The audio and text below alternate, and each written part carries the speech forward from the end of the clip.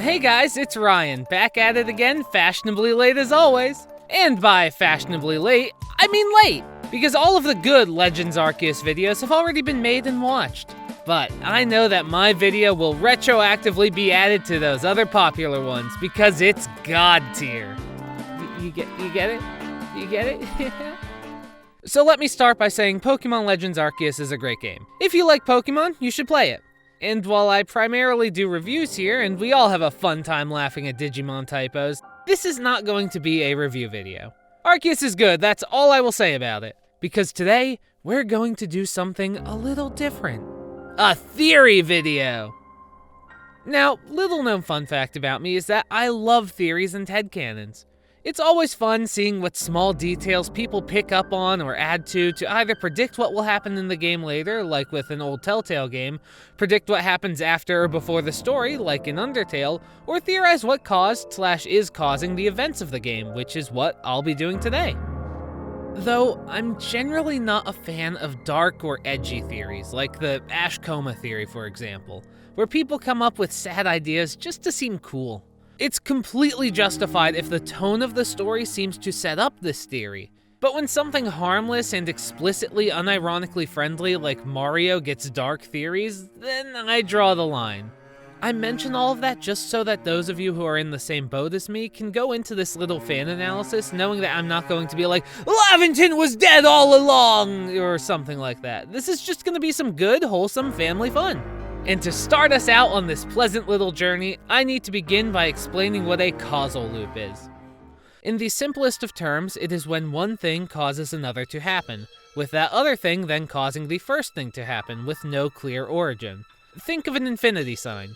This is not a positive feedback loop where something causes something else, which then causes more of the first thing, but has a clear origin point.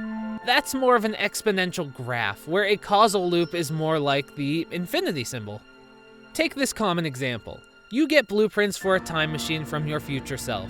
You then build the time machine and use it to give your past self the blueprints. There is no real clear start to this loop. Did you build the time machine first, or did you get the blueprints for it first? Either way, each event needs to happen for the loop to continue, creating this paradoxical continuation of events. This is not time travel that changes the future. Stories where someone goes into the past and changes the future do not count, as there is no loop. The chain of time is broken. In addition, it's a gray area if someone from a story goes into the past, attempts to change it, but reality twists around them to create the same future anyway. Such as killing someone only to have the body double pretend to be them and create the same future. With the only exception being that's what always happens, and the loop would be broken by the past not being interfered with. A little bit complex, and I hope that made sense, but let's move on anyway. It is my belief that Arceus is absolutely full of these causal loops, with the game's plot actually being a large one overall. And to prove that, I'd like to start with a simple one as an example. Now, again, a disclaimer, there's gonna be some headcanon-y and some theory-y discussion points here, so take it all with a grain of salt. We're just having fun here. A decent bit into the game, you'll eventually get a quest called the Sea's Legend. In it, you'll be tasked to solve a mystery about a legend of the Prince of the Sea, otherwise known as Manaphy. However, unlike every other side quest in the game, this one doesn't really give you any details on how to solve it. That's because, in an effort to get you to spend more money on Pokemon, you're expected to find the answer in a book on legends in the library of Brilliant Diamond and Shining Pearl. Now, morality of forcing players to spend money like this to get every Pokemon available in Arceus and ability to just look up the answer online all aside, this presents a very, very interesting in-universe conundrum. Spoiler alert, the solution to this quest is to have a Mantike, a Buizel, and an Overquill in your party, ride through a specific point of the map on Basculegion during sunset, and then go into a cave to capture Manaphy. Obviously, this is an extremely specific and obtuse answer to a puzzle, one that players are very unlikely to solve on their own, and one that is especially unrealistic for your in-game character to just do in-universe. Unless you consider the hint from the remake of Gen 4. As previously stated, in Canalave City's library, there is a book on Sinnoh myths. The book in Brilliant Diamond and Shining Pearl says, "Once upon a time, in the East Sea, there was a Pokemon known as the Prince. A brave human asked the Pokemon living in the sea to let them see the prince. Mantike, Weasel, and a Quillfish with huge spikes acknowledged the human's bravery and joined them. Together, they set off in a boat over the sunset-streaked sea, sailing through the ocean gate stretched above the waves. News of this reached the ears of the prince, who went to meet the brave little party at the seaside hollow. The only really realistically conceivable way for your character in-universe to achieve this mission is if they had read that Mythos book before being sent to the past. If your character was from present-day Sinnoh, which there's a lot of evidence in the game to support, such as when Ingo asks if you're from a world like his and your only answers are yes or I don't know, then it's entirely possible that they knew this legend as a form of a children's story, which is how it seems to be written. They more or less have to have known about this legend to do what they did to summon Manaphy. However, since this is such an obtuse thing to do, it's likely that no one else in history ever tried this task, and the legend was actually written about your character. Maybe one of the other Galaxy team or Diamond or Pearl clan members saw your escapades and wrote it down as a legend to be passed on. Thus, your actions created the myth that your character eventually read and used to create the myth. One could of course argue that the myth has a boat mentioned in it, and you use a giant ghost fish, meaning that there is a clear contradiction. However, if you consider that the story also didn't mention an overquill, instead referring to it as a large quillfish, then one could assume that these Pokemon in Hisui don't actually exist in any modern form. Overquill is not mentioned because it, and most likely Basculegion, are no longer known or well documented, possibly even extinct. So as the story was passed down over generations, it's not unlikely that Basculegion was eventually translated to or passed down as a boat instead of a fish, since people no longer knew what a Basculegion was. It's also entirely possible that the person who recorded the story couldn't see that it was Basculegion your character was riding on, instead assuming that it just had to be a boat because, after all, Basculegion is a noble Pokemon. Who the heck actually rides it besides high-ranking members of the Diamond Clan? So, argument plausibly disproved. Take that, atheists! Now, that's a lot of words and explanations, but to put it as simply as possible, your character read a story and was sent to the past. Using the knowledge of that story, they replicated it to catch Manaphy. Someone saw their actions and created the story that your character eventually reads in the future, before being sent to the past and recreating the story. An unbroken causal loop with no clear beginning or end. Now, that was one of the easy ones to explain, and uses a pretty good in-game example. So please try to keep up with me while things get a little bit more complex and fanon-based. Because knowing how poorly I convey information and thoughts, it's gonna get kind of messy. Before I get into the extremely large causal loop, I'd like to present one smaller example, this one more headcanon than actual evidence-based, but I want to say it before we start to get wrapped up in the bigger mess of things, because I just think it's a fun one. Porygon, a creature that is explicitly stated to be the first entirely man-made Pokemon, created entirely with the power of computers, which evolves using upgrade and virus-containing discs. And also, a Pokemon that you can capture and evolve in Legends Arceus, a time in history where computers 100% were not invented yet. So how did that happen? The answer is actually a very obvious and easy one. Porygon only appear in space-time rifts, tears in the fabric of reality where Pokemon from across time and space are dragged into Hisui. Their evolution items also similarly come from these rifts, either found by the player or Ginter. A very simple and rational explanation. However, it becomes interesting when you consider the Pokédex. Porygon and its evolutions get its own entry in the first Pokédex. Professor Laventon, unfamiliar with programs of the modern age, is deeply concerned and confused by it, especially its evolution. As he doesn't know what a computer is, he makes no mention of it, and instead phrases his entries as if it's some sort of strange monster, saying things like, "It has no heartbeat, it doesn't need food or drink, and it worries me."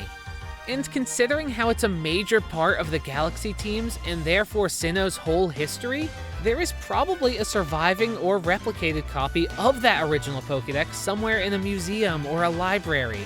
A copy of the Pokédex that someone could read, look at art from. and get inspired by it. My theory is that instead of the rift causing some sort of conflicting continuity paradox, instead Porygon's existence in Hisui creates a causal loop. Essentially, my idea goes like this. The space-time rift brings Porygon and their evolutions from the future into Hisui, where it's captured by the protagonist and documented by Professor Laventon. As centuries pass, these Porygon eventually die off due to not being able to survive or reproduce without the computers to live in or off of. However, their Pokédex entry survives. As there is no phylogenetic tree or record of Porygon having actually existed, these records are eventually passed off as people in Hisui imagining or exaggerating details, similar to the yokai of real Japan. Eventually, in the modern era, technology has had countless breakthroughs, one of them being the potential to make an artificial Pokemon. Taking inspiration from old Hisuian legends, these scientists decide to base it off the non-existent Porygon, and later Porygon 2 and Porygon Z as well to continue the trend. These artificial Pokemon are eventually then pulled through the rift into ancient Hisui, starting the loop all over again. Now, like I said, this one is more of a fan theory than anything that is backed up by evidence, but this is one of my favorite ways to explain the discrepancy of Porygon's existence. Okay, hopefully now you see where I'm going with all of this loop nonsense. And now that I've gone over some smaller details, it's time to explain how Pokemon Legends Arceus as a whole is one big causal loop with modern-day Pokemon. Your character's actions have enough power to cause history to change in order to create the world they were pulled from. Before that, though, I need to set up a couple of points real quick. First, while I assume most people watching this video know the game is an isekai, with your protagonist being pulled from their modern-era world to Hisui, a lot of people argue on whether or not your character is from the Pokemon world or our world. I argue that the main character is indeed from the Pokemon world. As stated earlier, there's one piece of dialogue from the game that has Ingo ask if your character is from a world like his, where there are Pokemon trainers and widely enjoyed battles. You're given a choice on how to respond, with the only answers being yes or I don't know.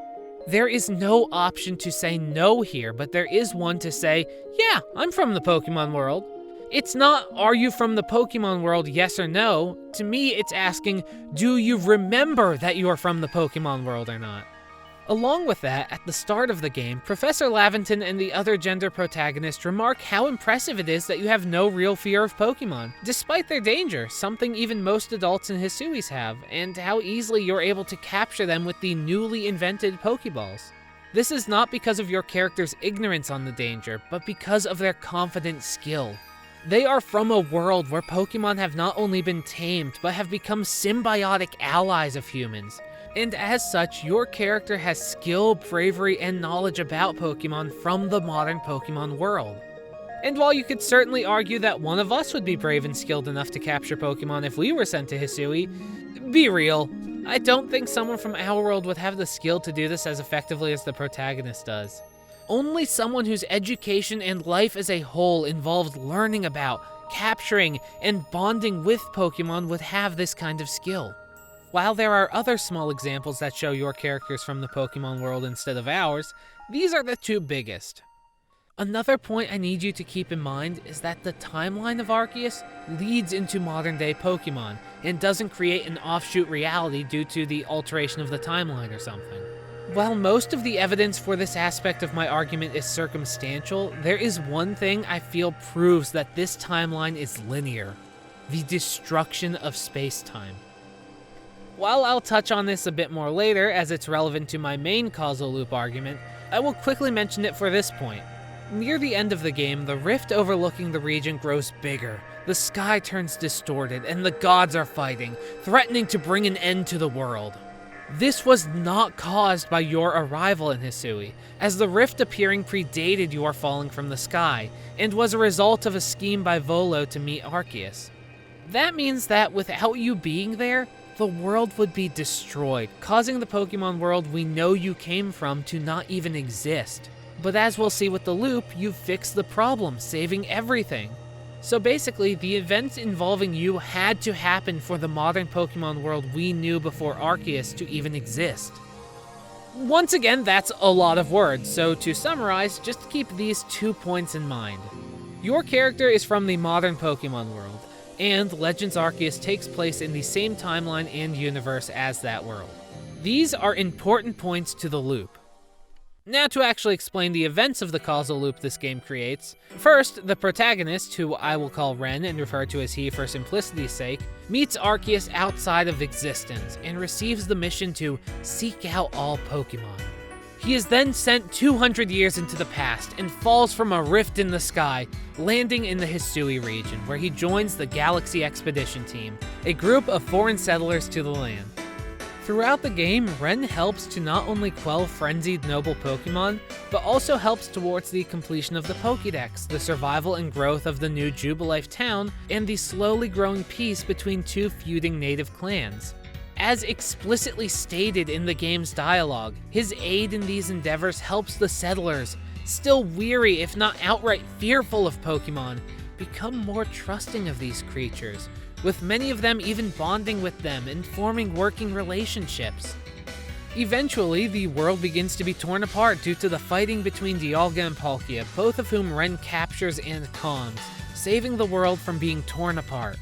He later goes on to stop Volo and Giratina, the ones who caused the feud that almost destroyed everything, restoring peace to the region, and leading them to meet and capture Arceus. After that, they either presumably stay in Hisui or return to modern-day Sinnoh, depending on your preference of which ending you'd like to imagine. Regardless, as a result of their actions, the people of Hisui are able to thrive. While many of them feared Pokemon, they slowly come to accept, work, and bond with them as knowledge from the Pokédex reassures them of their abilities.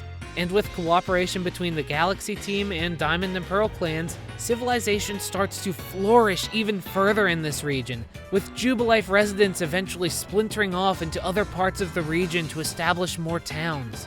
Using the knowledge and help of Pokemon, construction, maintenance, and protection of these towns was easy, and the modern-day Sinnoh slowly came into existence, both advancing from and remembering the history of the era of the gods.